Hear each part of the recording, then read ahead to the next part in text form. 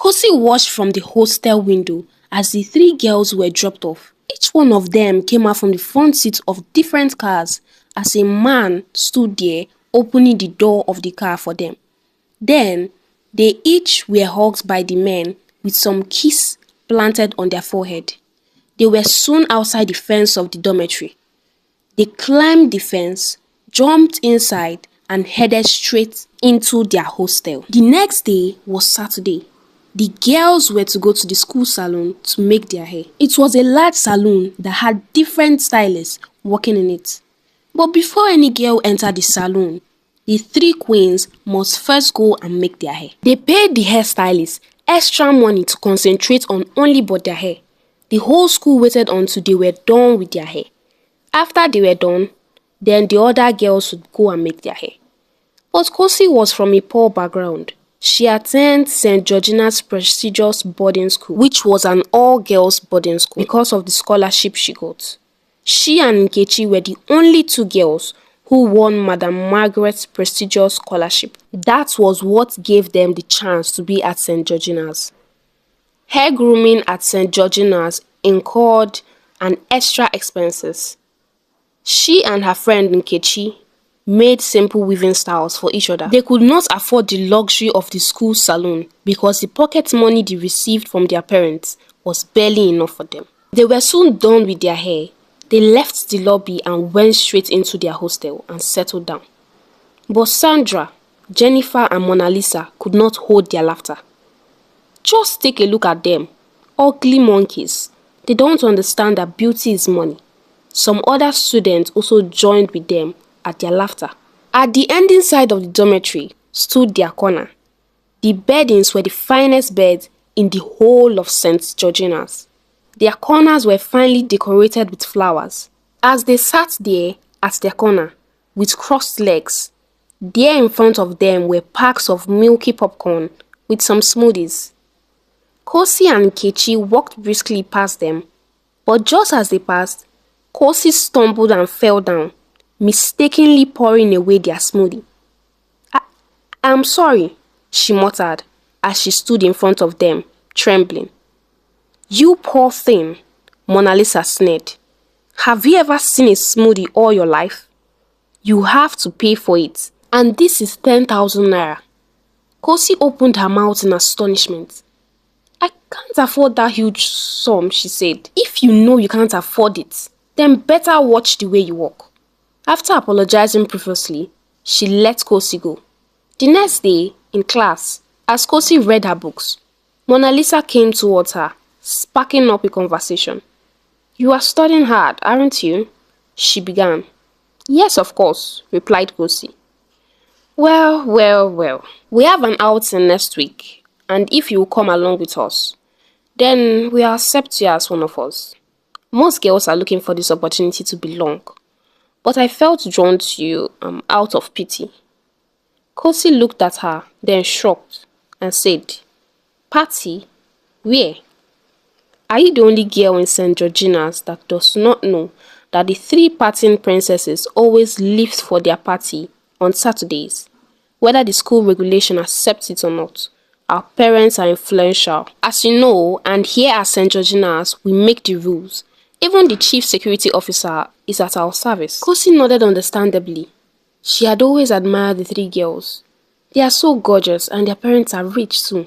Okay, came her reply, her voice slightly trembling. That night, Mona Lisa sent one of the students to take some grilled catfish and smoothie to her corner. Kosi ate it happily. So this is what these girls used to enjoy, she said aloud to herself as she licked her hands after eating. Mona Lisa's father is a politician, while both Sandra and Jennifer's father were honorable members of the House of Representatives. That fateful Saturday night was the first time Kosi joined them for their party. As she prepared for the Saturday night out with the girls, her friend Nkechi caught up with her after she came back from the salon. Kosi, you now make your hair at the school salon? Nkechi asked. Yes, replied Kosi, her voice audacious and firm. I thought we agreed to be making each other's hair, Nkechi continued. Yes, that was before. Levels have changed. including previous agreements. But Kosi, Nkechi said persuasively, don't you think becoming friends with these girls is risky? It might get you into trouble. Trouble? Asked Kosi. I've been in this school for more than a year now, and the three parting princesses have never gotten into trouble. Do you think I'm not using my head? Kosi continued. They are the who is who in this school, and are above the law. If I join them, I also will be above the law. Nkechi was left to herself. No one agreed to make her hair for her. As for Kosi, she now makes her hair, specially with the three parting princesses. For the first time since she entered St. Georgina's prestigious school, Kosi felt among. Kosi was a slim, tall, and brown-skinned girl. She soon fitted in with the girls as they taught her how to catwalk, talk smoothly, and gesture with her body while talking. You need to master these skills, especially knowing that you are joining us to go out for clubbing. The impression you give the men will tell how much of gifts and money they will be willing to part with you. Finally, it was Saturday night. Jennifer, Sandra, and Mona Lisa were close to the school fence, along with their new friend, Kosi. They went to the side of the fence with the shortest height and climbed on. Soon, they were outside the school walls. Jennifer brought out her phone and made some calls. Soon, a very flashy car pulled over to where they stood. A very handsome young man came out of the car and gave Jennifer a hug. He kissed her on her forehead, saying, "See my baby, oh, I've missed you so much." Then he opened the front door for her, while Mona Lisa, Sandra, and Kosi sat at the back seat. He drove them straight to his house. The mansion was a sight to behold, with its grand entrance, manicured gardens, and a swimming pool that sparkled under the moon. The interior was just as impressive, with modern decor, state-of-the-art amenities, and a spacious living area that could easily accommodate a small party. As they entered inside, Kosi gasped under her breath. She tried so hard to catch her breath at the lavish riches the environment exhumed. The sound of the soft music from the DJ and the complementing disco lights left Kosi in awe. As soon as the girls entered, both Sandra and Mona Lisa went straight to embrace their own boyfriends, Ifeanyi and Chidi. Kosi stood at the sitting room, awkwardly, looking at the girls. This was exactly what her mother warned her against when she won the scholarship. Avoid men and concentrate on your studies. The only but a distraction. She looked at the three girls as they kissed their boyfriends passionately and shamelessly. Come on, girl, Mona Lisa said. Loosen up a bit. Life is not all about books. You have to catch fun and enjoy. Kosi stood there, speechless, as she watched the ease with which the girls flung themselves on the men. As she wondered at the freedom with which the girls kissed the men, she remembered her mother's advice. Keep men at arm's length so that you can become useful to yourself. But these girls have never gotten pregnant, despite being free with men.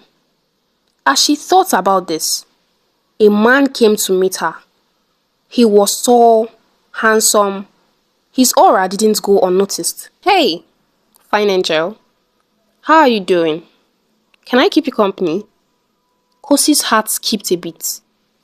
I'm fine, sir. Thank you, she replied. He sat down there as he introduced himself.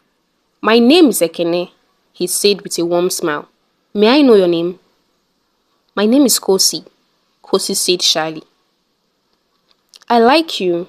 You look so very beautiful, like an angel, Ekene continued. Soon, the other three girls arrived with their glasses of whiskey on their hands. Hey, Kosi, they said. Hope you're catching on. You didn't take your drink. Holy girl, you have to learn how to be a big girl now. Before the girls left, they had a lot of gifts from their boyfriends, clothes, money, and some gadgets. Soon, the girls were outside the school fence. They jumped over and entered their hostel. Kosi too was given a new iPhone by Ekene. Take this phone, my angel, and also this money. Do not hesitate to call me whenever you need me. Kosi was so happy. She had never used an Android phone before, and here she was with an iPhone. She indeed has become one of the happening girls of St. Georgina's. Back at school, Kosi continued to call Mr. Ekene every day. When other girls are out of the hostel, the three partying princesses will put on their gadgets and begin to call their boyfriends. Kosi too will call Mr. Ekene. Mr. Ekene, on the other hand, will call her, praising her and calling her many sweet names. Kosi was indeed happy to have belonged. She now walks amongst the happening girls of the campus and have left Nkechi behind. By their next outing, they were in the same venue with their different boyfriends. Each of the girls entered the different rooms with their boyfriends, leaving Kosi and Mr. Kene. As Mr. Kene came forward to touch Kosi, but she protested, saying, "I can't do this. My mother had warned me against it." "Then why are you here?" said Mr. Kene. "Give me the iPhone I gave you," he said angrily as he shoved her aside. When her friends returned, Mr. Kene talked with them, saying, "Bring me a girl that knows what's up. I don't need these local girls who will come here to waste my time." When the girls arrived their hostel that day, they talked to Kosi, saying, "Look at how you have missed your opportunity to become a big girl. Why are you so childish? Your mother said, your mother said. Does it look like we don't have mothers?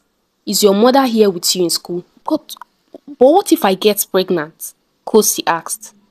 "There is nothing like that. And besides, we have drugs that can easily flush away that pregnancy." Finally, Kosi made up her mind. She wanted to be a big girl. After all, Mr. Kene had promised even to marry her after her high school. Kosi threw herself at Mr. Kene with reckless abandon. Every Saturday, she will go to their usual meeting place and they will eat and drink with their boyfriends. They will also sleep together with their boyfriends before going back to the hostel. Soon, it became a norm for Kosi to abort her pregnancies each time she became pregnant. As months progressed, Kosi became totally distracted from her studies. She moved from her position at the top of the class to having poor grades and results. She always feels weak in her body. She always feels like fainting most of the times. On one of the weekends, they had sneaked out as usual. They danced, ate, and drank as usual. After Kosi came back, she found out that her period was not forthcoming for some weeks now. She tested herself with the pregnancy kit they had in the hostel. She was positive for the pregnancy test. She went straight to take the abortion pills she had always taken, expecting the pregnancy to flush out as usual. But to her greatest amazement, the pregnancy was still there. She took even some more of the pills, and yet nothing happened. Kosi was in a dilemma. She did not know what to do. She quickly told her friends, Sandra, Jennifer, and Mona Lisa. The two could not help her. "But why are your things always different? We always take care of our things since we started working our lives in the streets.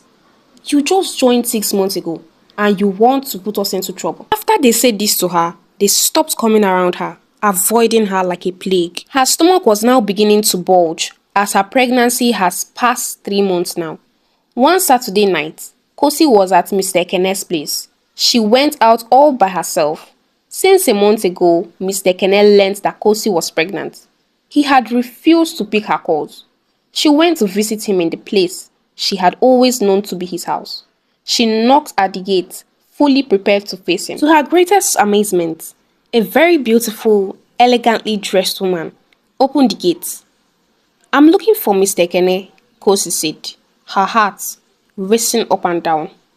"Oh, he drove my husband out," replied Madame Loretta. "Can I wait for him?"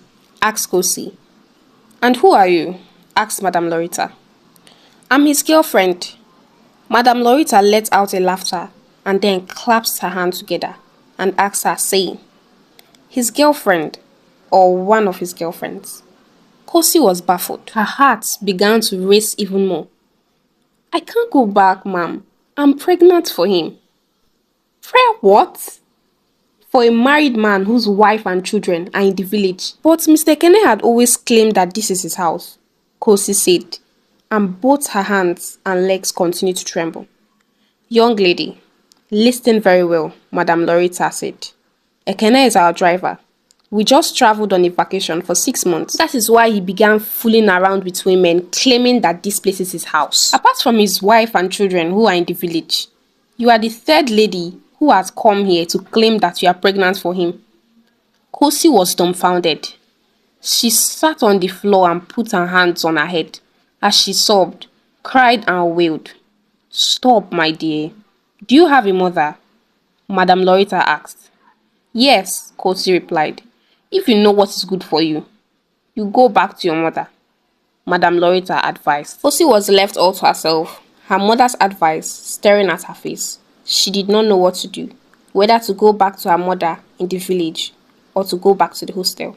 She could not think, but all she remembered was that the money she had is not enough to travel back to the village. Even if she had enough money, can she face her mother after throwing away her advice? She soon decided to go back to the hostel and find a solution. She arrived at the hostel, climbing through the school fence as usual. As she laid down on her bed, Kosi thought about many things. If the school authority finds out that she's pregnant, they will expel her in a disgraceful manner. But facing her mother is something she cannot do. That night, she slipped to Mona Lisa's corner, kneeling down to beg her. She begged her to take her to an abortionist. Mona Lisa refused at first, but because of the way she cried and begged her, Mona Lisa agreed to help. The next Saturday night, both of them climbed the school fence as usual. Outside the school premises, they went to a quack doctor who performed abortion using sharp instruments to pull fetus out of the womb. This your pregnancy is now 4 months, the quack doctor said. This process is very risky and is even more riskier at this stage, he continued. The two girls pleaded with the doctor, and after much persuasion, the quack doctor decided to perform the abortion. Before daybreak, the abortion had been concluded as the two girls went back into the hostel. Just as they were about to enter through the hostel connecting gate, Kosi slumped there outside the hostel. She was bleeding profusely. Some students who saw her raised an alarm. The school authority were alerted.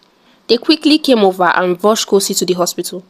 There at the hospital, Kosi's parents were alerted. The doctors tried all their best to save Kosi's life, carrying out multiple surgery on her bleeding womb, but it was too late. Kosi died on the operating table, having lost a lot of blood. This story teaches young girls to calm down and focus on their studies. Listen to your mother's advice as a young girl.